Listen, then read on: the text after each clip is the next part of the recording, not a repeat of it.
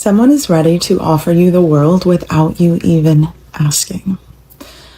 This is somebody who does not need you to even use your voice to ask for what it is you want, because this is somebody who's dedicated to learning, to growing, to understanding, to knowing what it is you need, what it is you desire, what it is that makes you happy. This is somebody who is a planner.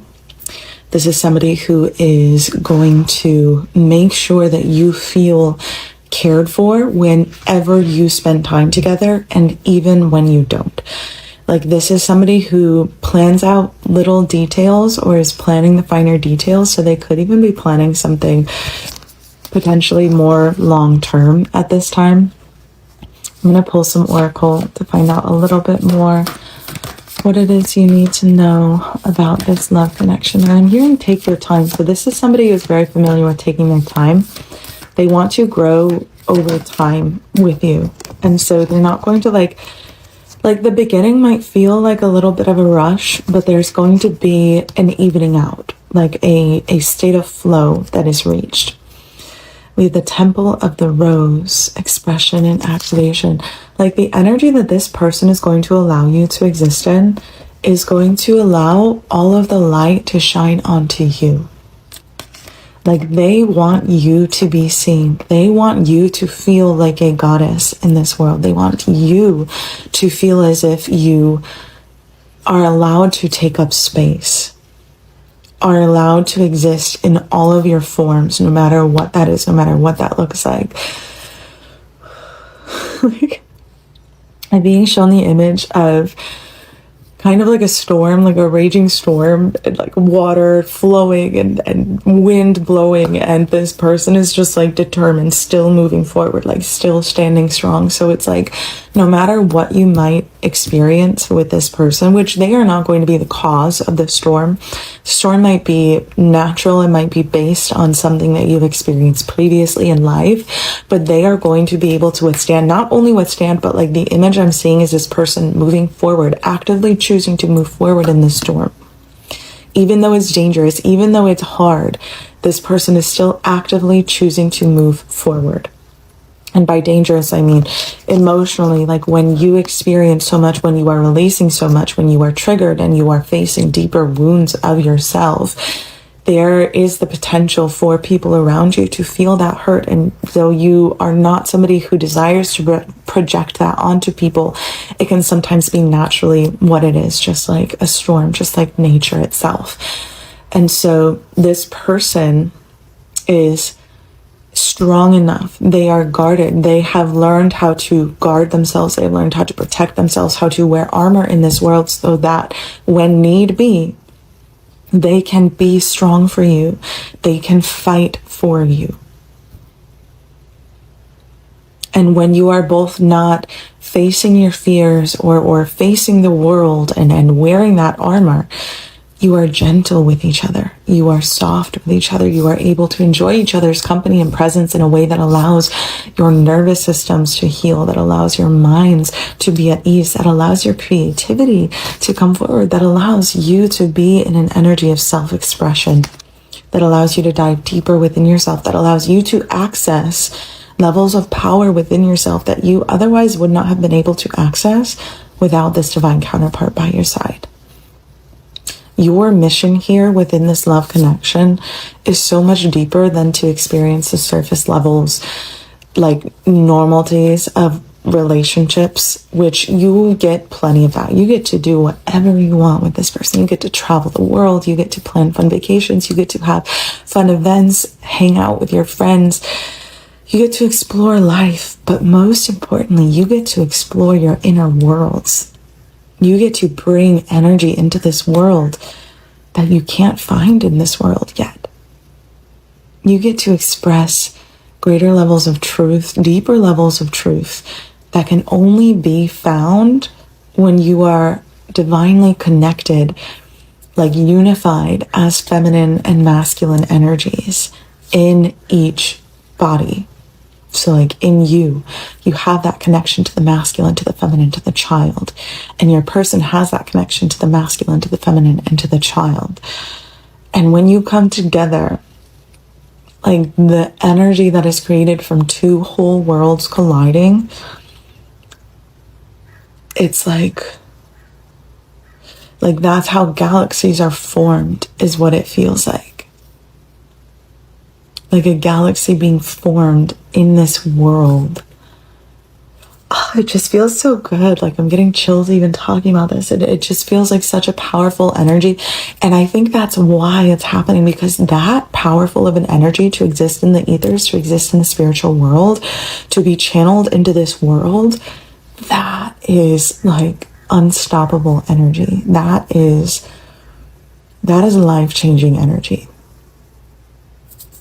So there's something to be said about the fact that you have made it to this point in your journey, or you are actively choosing to walk this path in your journey to get to this point where you are able to embody that, where you are able to see that, where you are able to experience that. There is so much to be said about that, about everything that you have done, everything that you have sacrificed, everything that you've been through to be here, to get to this point where you get the chance to even connect with somebody like that. And it's not a need, because you are fulfilled within yourself. You are continuously doing the inner work on yourself. It is simply a joy. It is simply a profound experience. Like it is a gift. This connection is going to be seen as a gift, not just to each other, but also to the world. Dear soul, before you leave, pause for just a moment. Don't scroll away. Don't rush past this message. If these words stirred something inside you, if they brought comfort to a place you've been carrying in silence, then receive this message with your whole heart. Right now, speak these words out loud. I am chosen by God. I am not forgotten. I am deeply loved. What is meant for me will not pass me by. My story is not over. My breakthrough is coming. Say it again, and this time, don't just say the words. Feel them. Let them reach the parts of you that have been hurting. Let them comfort the part of you that has been wondering if anyone sees your tears, hears your prayers, or understands your struggle. Heaven sees. Heaven knows. And heaven has not forgotten your name. There have been days when you felt overlooked, moments when you questioned your worth, nights when you prayed and wondered if your prayers were reaching beyond the ceiling. But God has been listening all along. Every tear, every silent cry, every act of faith has been seen. Carry this truth with you today and in the days ahead. You are loved more than you realize, protected more than you know, and closer to your blessing than you think. And if this message touched your heart, please share it with someone else. Somewhere someone is fighting a battle they haven't told anyone about. Someone is losing hope. Someone is wondering if they should keep believing. Your share could be the very sign they have been praying for, the reminder that they are seen, valued, and deeply loved by God. And if support, let us support this mission of spreading hope, faith, and encouragement to souls around the world. You can do so through a super thanks.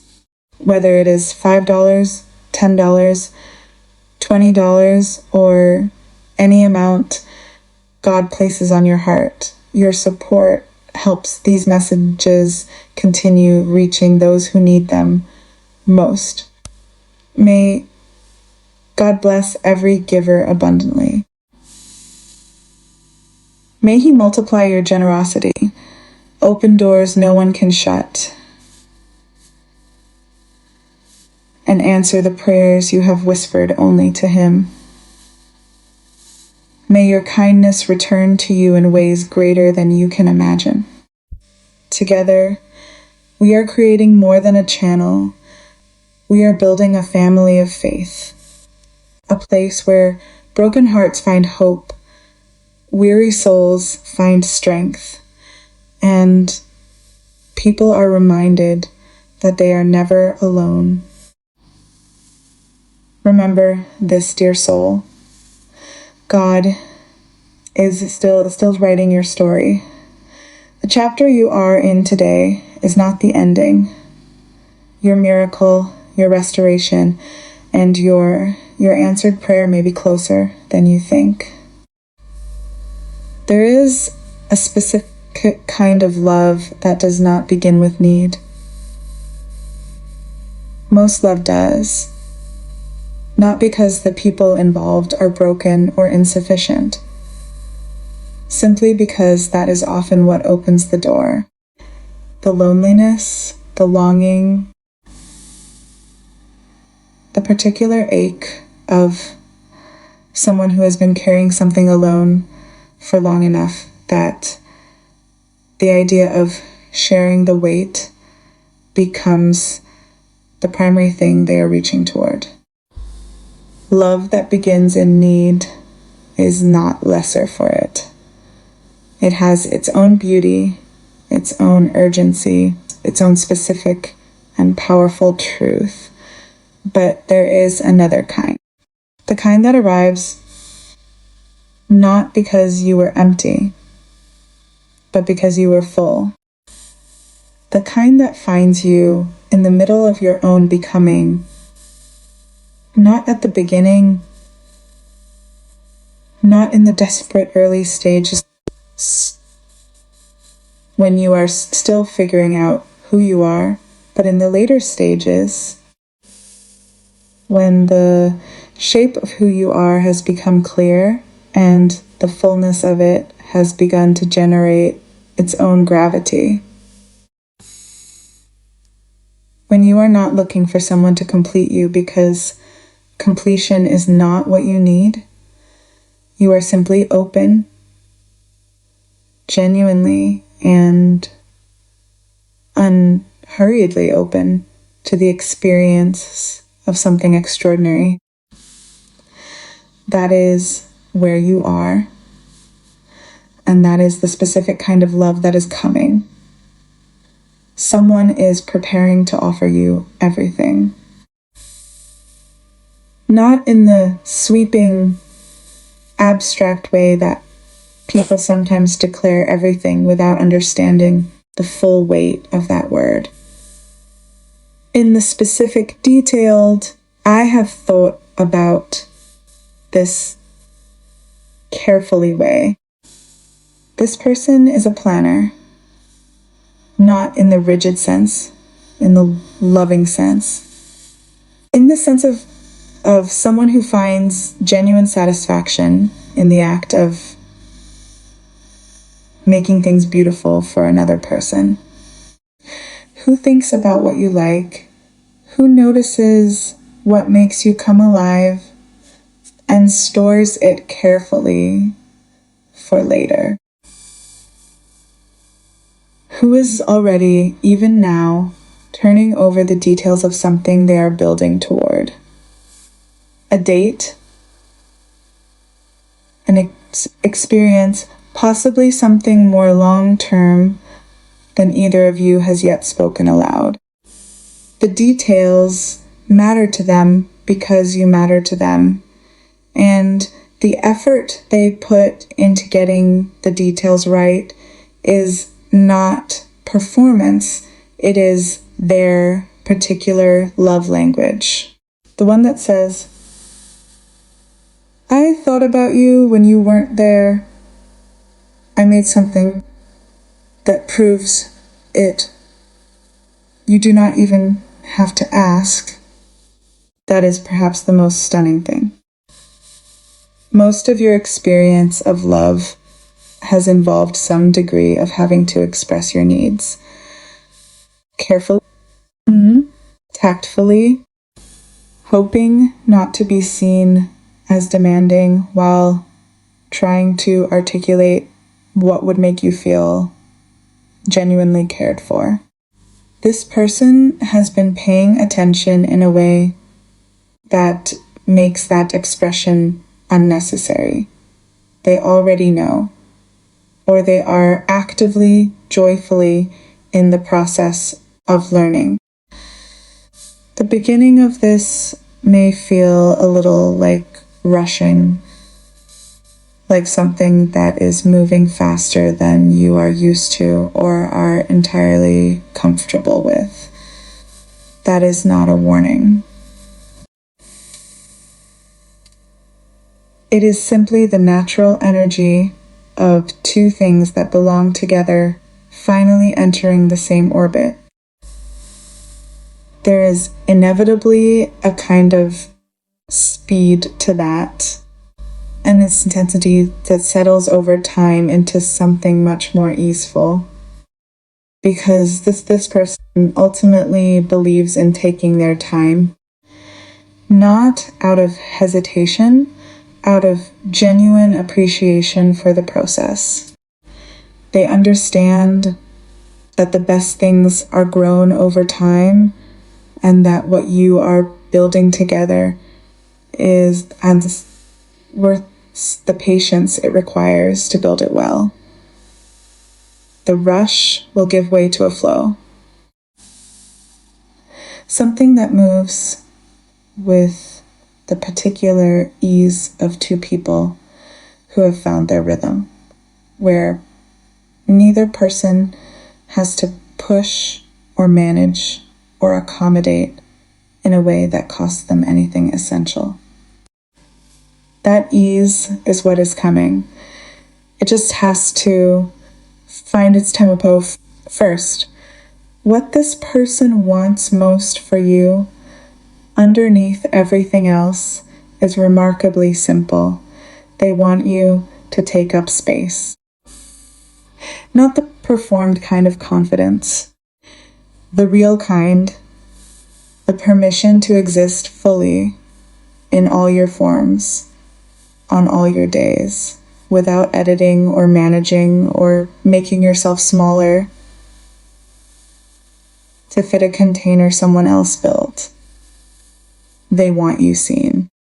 They want every dimension of who you are, the light and the complicated and the still being worked out, to have room to exist without apology. And they have the specific capacity to be that for you because they've done something most people never do. They have learned how to carry their own armor without being consumed by it. They have navigated enough of their own storms that they know how to stand in weather without being destroyed by it. Which means that when your storms come, and they will, not because anything is wrong with you, but because healing is not a tidy, linear process, depths, and the depths you carry produce real weather. Sometimes they will not run. They will stand in it with you, choosing to move forward over and over, even when forward is hard. That is not a small thing to offer. That is one of the rarest and most significant things one person can bring to another. And in the quiet moments, in the spaces between the big things, in the ordinary hours when neither of you is navigating anything difficult, something else will happen that may be even more significant than the standing in storms. Your nervous system will rest. I want to say that with the weight it deserves, because if you have been living with a particular kind of hypervigilance in love, the kind that is always slightly monitoring, always reading the atmosphere, always prepared for the moment when things shift, you may not fully remember what it feels like to simply be present in a connection without that monitoring running in the background. In this person's presence, in the quiet and the gentle and the soft hours of just being with each other, that monitoring will not be necessary. The part of you that has been standing guard, faithful and exhausted, will begin to stand down. Your mind will ease. Things that have been locked by the combined pressure of ongoing vigilance will begin to open. Will begin to creativity, depth, the specific and extraordinary inner life that has always been there, but has sometimes been inaccessible under the weight of everything love has previously asked you to manage. You will access parts of yourself in this connection that you did not know were available. Here is the insight that sits at the absolute center of this story. The one that changes the shape of everything when you let it fully arrive. You are not coming to this love because you are incomplete. You are coming to it because you are whole. And there is a profound difference between what whole people create together and what incomplete people create together. The difference between two people filling each other's gaps and two people bringing their fullness into collision. When two whole worlds collide, they do not break. They create. The energy generated between two people who are each already living from the fullness of who they are, who are not looking to the other to provide what they could not build themselves, is of a completely different quality. It builds rather than depletes. It expands rather than collapses. It produces something that neither person could have arrived at alone, not because either of them was missing something, but because some things can only be created by two complete energies in genuine alignment. What you will create together is one of those things, something the world does not yet contain, but that is being called into existence through the meeting of what you carry and what they carry. Something that will be felt beyond the two of you. Something with reach and with legacy and with a particular quality of light that only genuine love, fully expressed, is capable of generating. That may sound vast, and it is, but it is also grounded in something very practical and very real. You have been through things, significant things that cost you and changed you and required you to find within yourself a depth of resilience you did not know you possessed until the circumstances demanded it. You have sacrificed versions of yourself that no longer served. You have released connections and expectations and entire visions of how your life was going to look. And you have kept going anyway. Not because it was easy. Because some part of you, persistent and quiet and unwilling to stop, kept understanding that the path forward was forward even when forward was obscured. That perseverance has produced the version of you who is standing here now. And this version, this specific hard one, genuinely becoming version of you is exactly the version that was required for this particular love to be possible. Not because you had to earn it through suffering, but because genuine depth can only be met by genuine depth. And the depth you have arrived at is the direct result of everything you have been through. This is not a need. That is the extraordinary thing about where you currently stand. You, yes, you who has done the work and continues to do it,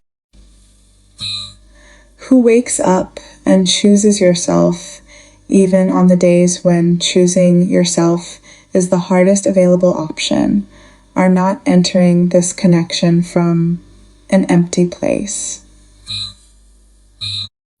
You are full, not perfectly resolved or completely healed or arrived at some finished state of wholeness, but genuinely, functionally, beautifully full. Doing the inner work, continuing to discover yourself, finding joy in your own company and meaning in your own becoming. This love is not filling a void. It is joining a life that is already in motion, already rich with its own momentum, already generating its own light. And that is what makes it so extraordinary, because what is being added to something already full is not just more of the same. It is something categorically new, something that the fullness creates the conditions for. Something that could not have arrived if you had not first become this, they are coming. Someone who notices things without being asked. Who plans because care is their native language. Who will stand in your weather without making it mean something about their willingness to stay. Who wants you fully seen and fully free and fully yourself in all the ways that self actually exists. Someone who is also whole, also full, also arriving from the completeness of their own becoming rather than the desperation of their own lack. And when you come together, when two whole worlds finally occupy the same space with the full intention of staying, what is created in that meeting is not a relationship. It is something closer to a galaxy.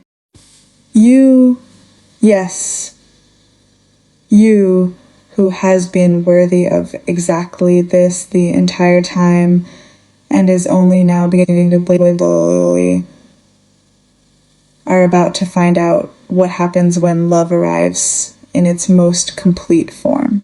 Not as something you needed, as something you get to have. And that is the most beautiful distinction of all.